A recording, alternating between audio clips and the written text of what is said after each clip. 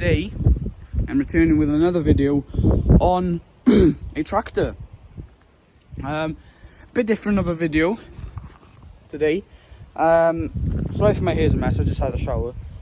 And yeah, so basically I'm gonna give you guys a tractor tour, and I've got another thing to show you, maybe two more things to show you after this. But yeah, stay tuned. I'm going to be doing eventually all the tractors, giving them a tour and showing you guys how they work. But today I'm going to give you a tractor tour on the John Deere 2040s XE series. So first of all, she is a John Deere, obviously, 2040s XE series. So apparently the XE series are rare, apparently, or something like that. And for some reason they get a lot of attention, because I told I told one person that we had a XE series 2040s, and he was like amazed. So I don't know, there must be something special about them. I believe they're 75 horsepower, 75 horsepower. So, you know, enough horsepower for us. I mean, she does quite a bit of jobs. She is the main workhorse of the farm. And the 390 does the big jobs, hedge cutting, mowing. She used to do the muck spreading, but she doesn't anymore, unless we need her. This year she also did the fert spreading for us. And she just does the big jobs. This tractor does a lot of stuff. This tractor does topping, muck spreading, bale carting, tedding, raking, fert spreading, you know it. Pretty much every job. She does do a bit of dump trailer work, but the 3200 mostly does that. But yeah, so obviously I'm just going to give you a quick tour. She's had 3 new tyres recently, and we've got 1 tyre to replace, 2 new front tyres. Got a BKT there, I don't know what brand that is. Another new tyre there, and then we've just got this tyre left. Basically these tyres are perishing, they're just cracking, and you can see there's enough life left on them, but they're literally just perishing. So not very good tyres at all. She does have a bit of a fuel leak on the lift pump. Need to figure that out, but it's not a major leak, to be honest. I mean, you know, you can deal with it, but you just got to keep an eye on it.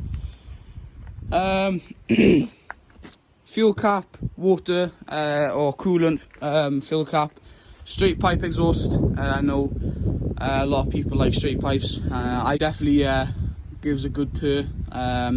Obviously you got a weather cap there, or rain cap, whatever you want to call it. Because it is a straight pipe, you don't really want water going down in through the engine. Obviously your manifold, as you can see, 2 and 2 there. She's a good tractor. She has had some work done on her in the past few years. Her head gasket went, so we got that rebuilt, and a few other things, and she's running like a dream now. Obviously old age is starting to show on her, unfortunately, rust, stuff like that, but it's something you can't really deal with. And you know, we would restore her, but she's a full-time working tractor on the farm, so like it wouldn't really be worth it. I am planning on touching up the front rims eventually, priming them and putting some yellow paint that I have spare from the project that I did on 3200, the bell spike and the rear rims on her. She's also had a new battery recently, you can see in there, new battery, so she's running pretty well. So we'll hop in the cab, and don't judge, the cab is, she could do with an interior kit, but yeah, she could do with an interior kit, but a new seat would be nice. Yeah, so if anyone's watching this, Agriline Parts, hit us up, and yeah, it'd be much appreciated. Anyway, so we're in the seat now. I believe it's an SG2 cab. I think that's what you call them. I believe the SG2. Correct me if I'm wrong. I'm not a pro at this. I don't know much things. I'm just saying what I So yeah, obviously you have your PTO here. I know a lot of people tend to put in the clutch, but we don't, and we haven't seen any trouble with that, or I don't think we put in the clutch anyway. Indicators, I don't know if they, I think they do work. Fuel, I want to say that's to do with your temperature. Yeah, I'm pretty sure that's temperature, or to do with your battery. No, I'm pretty sure it's temperature, yeah. And then you have your battery there. So these are like warning lights, pretty much. So if your battery's low, that comes up. If you have a leak, that comes up. So that comes up. I'm pretty sure that's to do with your, yeah, God knows what. Handbrake, I know that's handbrake. Lights, she does have, now this does work the hours. She has 4,919 hours on her. So she is getting on a bit. Not too bad, to be honest. It's not too bad of the amount of hours she has. But she's a decent tractor, like, she is a decent tractor. Obviously people have 3350s, 3650s, which would be nice, but she'd be kind of replacing the 390 then, in a way. I will close the door here. So the door closes, as you can see. It does close, just go. There you go. For this, so if you want to keep the door open, which you can, which we normally do, so you just tighten that up. Just flick that up, tighten it up, and then it kind of locks your door open. So it stays open and you can get fresh air. Also, you have a hatch there as well for fresh air as well, if you really wish. Wipers, and then you have your heat and stuff up here. Wipers, fan, that's to do, I believe, with the fan as well, the heat and stuff. Wipers again, so I believe this could be the wiper for here, and this wiper could be for there, I'm guessing. You have a switch for the wiper, so this goes, I'm pretty sure how fast you want it to go, and then that's just, no, that's actually to put your fluid to wash your windows and at the same time. You have your blowers up here, you can see that there. You have your cab light, I don't know if that works, but yeah, that's pretty much it, to be honest. And then you have your lights here and stuff, lights there. Your hazards, horn does work, I'll show you in a second once I turn the tractor on. Yeah, you have your on and off switch or key, that's to start your tractor. I will show you how that works. Your pull to stop, I believe that's a 12 volt like cigarette lighter thing. If you wanted to charge your phone, I'm guessing that's what that is. Could be wrong.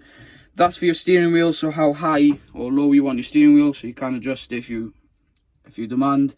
Clutch, these gears now, a lot of people have gears here on the 2140s and stuff, but we have them in the middle, which is fine, but obviously not as nice. So you have, I believe that's up low, and then over is high. So I'll show you here. So that's up there. Okay, that's, and then up there is high, and then I believe back right down is reverse.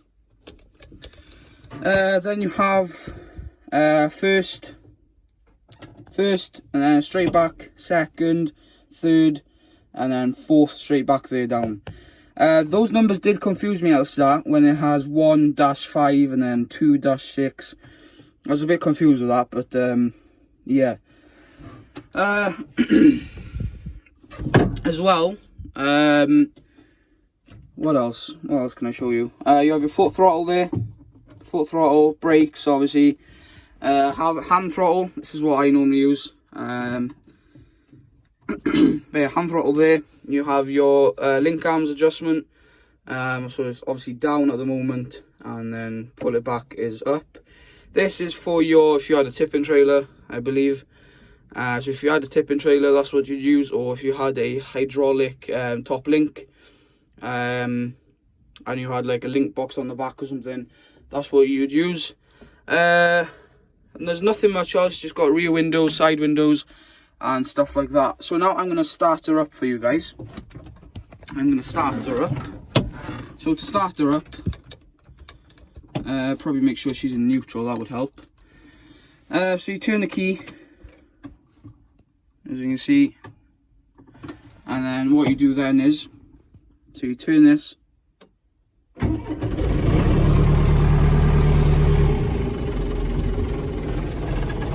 as you can see, she started. Pretty simple.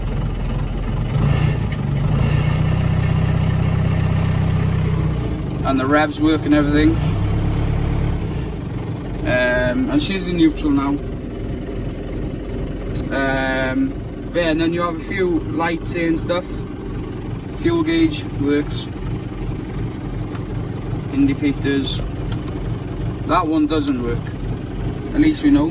And yeah, that's how you start up the tractor. I will show you more of the outside now in a second.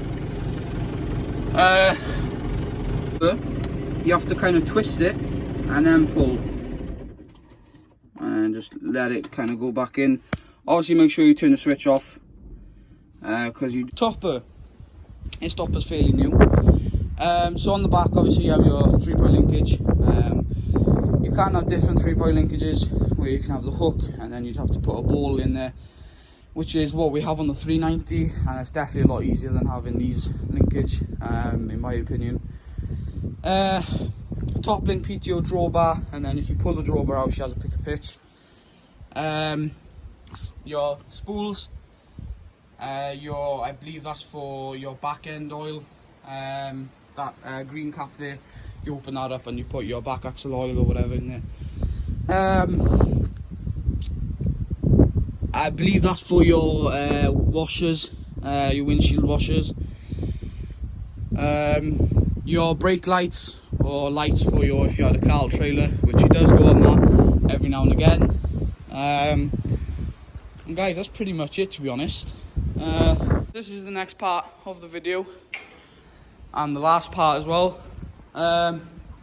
Silage equipment has been put away.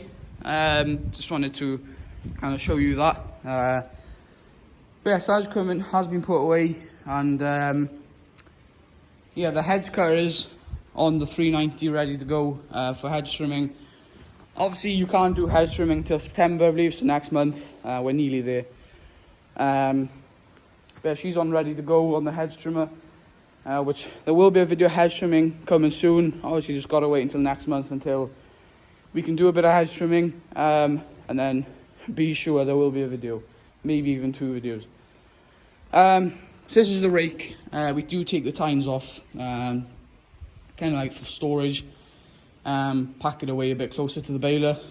So yeah, we do take the tines off, and we do wash the equipment. We wash them clean enough. We try not to wash where there's grease, if we can help it. Obviously there's grease points all the way around there, so we try not to wash there, sorry. So here's a Kuhn rake, the Cavernland mower. A lot of people are saying it's quite a dirty mower. When we first put it on for the silage season, a lot of people said it was dirty, and that's because there's pigeons and all sorts of birds in here that tend to land on the mowers or hedge trimmer, and mucks on it. So that's why it's dirty, but it does get washed every time we put it away at the end of silage. And you can see it's quite clean now. Looks a lot cleaner. Rust is starting to show, but I mean, this mower is probably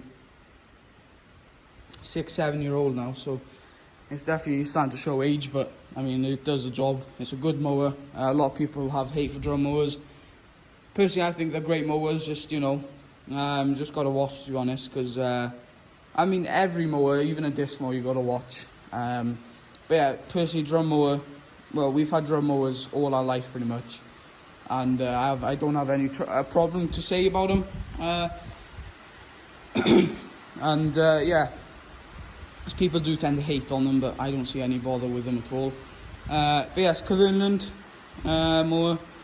I don't know what foot it is. I believe it's a 6 or a 7 foot mower. I'm not quite sure.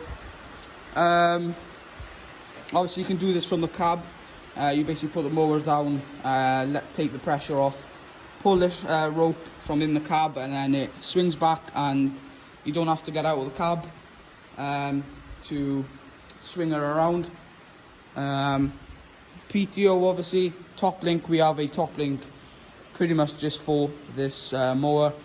Saving having to adjust top links all the time, so we just tend to have, well, we have two top links pretty much. One for the hedge trimmer, that really stays on that, pretty much is meant to stay on it. And then we have one for the mower. Yeah, Cumberland 1219 drum mower, obviously. What we did do, once we washed it, we did change the blades around, the knives, whatever you want to call them. We've changed them around, so put them the opposite way to kind of weigh them quite evenly. We did put new blades on them before we did finish our second cut silage. And what we did then, once we washed it, we changed the blades around. I was going to get a video washing, but I didn't want to, in case, you know, my uncle didn't want me to, so I didn't bother. Maybe next year. But I mean, he was just literally washing the silage equipment, so it wasn't nothing special, to be honest. And then obviously we have our tedder. It would be nice to have a hydraulic tedder, but I mean, as I said, this does the job as well, just as well as a normal tedder. I believe there is one tine that we need on her somewhere. I can't find it now, unless my uncle's replaced it. Oh yeah, there it is. That one there, you can see it's broken. Partially because maybe it's been put down too low, or well, I mean, I think where it broke was the last feel of first cut that we did very late, and the feel is very uneven. So I think maybe it would have kind of caught there, and yeah. And the bad thing is, I was the one that was tedding that field, so I felt kind of bad because I'm pretty sure it broke with me. There's nothing I really could have done. I was slowing down as I was going downhill, or if there was uneven parts of the field. But it's something can't really do. Tines do break. They are quite sensitive. They're not very strong, but you just got to watch. So here you adjust your tedder height. So if you want, I think it tilts, one way tilts it down and the other way tilts it back up. Obviously tilting it up, you want to do for transport, and then tilting it down, you can adjust all sorts. So in here you have cogs, you kind of need to line up to put the tedder out into tedding position. You have a lever here that pulls this, and then all your snazzy stuff. And yeah, it's a Kuhn, what's it called? Dig drive, is it? Dig drive, yeah. Kuhn dig drive. There you go. Quite simple tedder, to be honest. There's not much that can really go wrong with it. I mean, the only thing can go wrong, obviously, some tines. And in here we tend to grease enough. But I have seen these starting to wear, these teeth here. I'll try to show you there. You see they're starting to wear there. But that's, again, to be honest, you can't really help that, because even though you put as enough grease as you can on it, it really won't help, because the grease, it easily, you know, pushes off the grease. So, you know. But yeah, hope you enjoyed this video anyway. It's a bit of a different video, something different, to be honest. And yeah, if you are new, please subscribe and leave a like, because again, it is free to subscribe. Much appreciated as well. We're getting closer and closer every day to 500 subs, which I can't believe. I can't believe we're getting to 500 subs. So yeah, I think that's the wind. But yeah, so I just want to say thank you for watching. If you are new, subscribe, leave a like, turn notification bell on as well, so you get notified as soon as I go live and upload a video. I tend to go live maybe twice a week, if I can, once a week. Try not to do them too often, but they are nice to do because people do enjoy them, and they are a blast to do. Anyway, see you in the next one. Peace out.